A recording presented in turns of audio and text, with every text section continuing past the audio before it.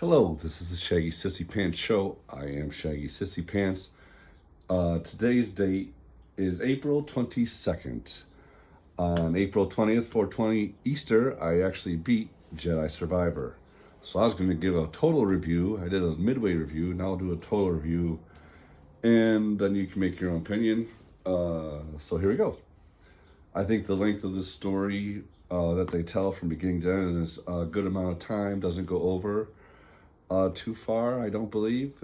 It's a very complex story with a couple of twists and turns.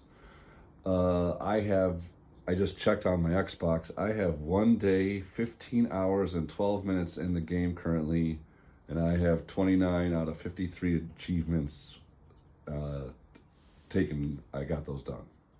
I don't know what they all are, but I got 23 of them done. I think the graphics are really well done. It's Xbox Series X. It is up to par for what it should be. However, at the same time, I don't know if it's bit mapping or 3D modeling space, but there's a part where Cal gets the relic and he's not holding it and it's like floating in his hand, but it's not Jedi for it. It's just he should have it holding it like a can, but it's like floating off his fingertips. You see his hands often going through tables and other obstacles. Same thing with, like, if he wants to pat someone on the back, it either goes through the person or it floats over their shoulder or something like that. I bought this game a year after it came out, just a couple months ago, and I thought that would all be taken care of, but also I only paid $20 for this game. I'm glad I only paid that much. Also, NPCs or other people go through obstacles, or same issues with collisions of that nature. So I thought that would be fixed, and that kind of is distracting from the story. Or if you're like jumping and then you float to the area, simple things like that.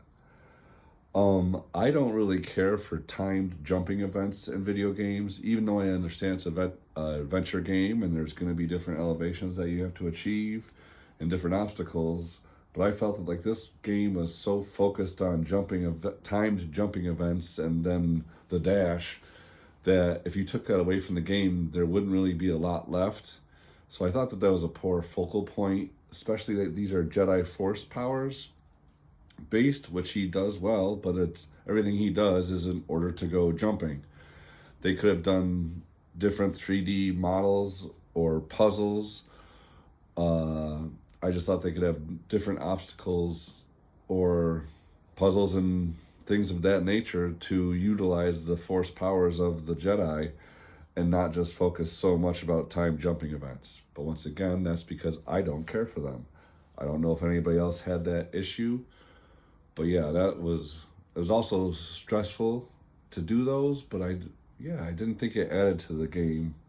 I thought there was other ways, especially since he would have force powers, like this double jump would be more elaborate than they showed in the game from what we've viewed in movies and cartoons. I think that they could have done a lot more for that, and it was not good. Let's see. I just said that. I would like to visit more planets. I did beat the game, and I haven't gone back and revisited all the planets to get 100% on. I think I only have one planet 100%. That might be I want to say Nova Scotia, but that's not it. But I wish there's only 6 planets. I thought there was more in the first game, but I'd have to double check. But more planets to visit and more to do on those planets. I didn't care for the story very much. I didn't really think it made sense, all the way through, of how the Galactic Empire is really bad at oppressing the whole galaxy. So what we're going to do is we're going to find a planet that they can't find, and we're just going to move there, and then we'll all live there. So basically, screw everybody else, but this one planet will be fine. And then I just think that's a weird way to do things, and then you don't think the Empire will ever figure out how to follow you. That just seems really weird. And then the whole thing falls through because someone gets upset, and then that person, okay, let's say spoiler alerts now, because I'm just to let stuff slide. Yeah, he gets the super upset Padawan. He doesn't get his way. So then he has a struggle, and then he loses his arm. And then he has different levels of force power fake arm throughout the game, where one, he's just wielding it on that side, and then a whole force ghost arm shows up. Also, this character is the same character who is able to change his kyber crystal from orange to red just because he's upset about it. I don't care when they do that so much. So then that character by himself was upsetting. And I don't like, that's just like how they did it in the Acolyte. And the way I was taught or told was that you can't just change the color of the kyber crystal. You have to go find a new kyber crystal. The story about how your best buddy in the game, and you've been like rebels throughout the story and before the story had started, and then he's basically a sleeper cell for the Sith, and he was hired by this other guy, this Imperial high person, and then he betrays you, kills half of your team. He could have just taken the compass that he wanted his goal to get his daughter to this area. We could have all gone there. There wouldn't have to be any treachery.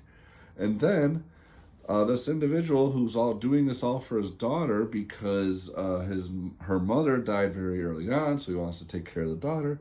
He puts himself into the situation where he betrays everybody, steals the compass, and then gets in an altercation with the main character, has to be dealt with. So now he's dead, and now his daughter's an orphan. What did you do for her?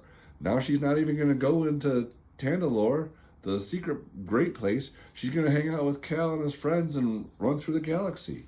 The complete opposite of what you wanted anyway. Just how that was portrayed was, I didn't care for it. It just seemed like the writers took like a bunch of different aspects that they like, and they tried, I like this aspect of some part of Star Wars story, and then they just try to chain events together to try to make something cohesive. The beginning, middle, and end really didn't seem like they all needed to be there, or it just could have been done a lot better and been a better overall story, I believe.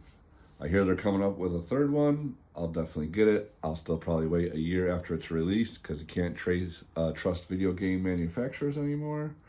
I've been burned too many times. And then let's see what else we got here on our notes. So overall, I gave the game 6.5 out of 10. It was fun to play. I'm a bigger fan of traditional Star Wars. There's only 6 movies kind of style. This way the story was poorly written, really took away from the experience of, escapism. On top of that, with the glitches, and those were even in the cutscenes you would see these things. So they made this cutscene, and you're still having glitches with the character, and it didn't just do with different costumes. It was just the individuals and the elements in the cutscene that they produced. Not escapism, immersion. Let's see. But like I said earlier, I did buy this a year after it came out. It was only for $20. If you have $20, you like the first game, you like Star Wars, this is a good addition to your collection. Definitely worth the $20.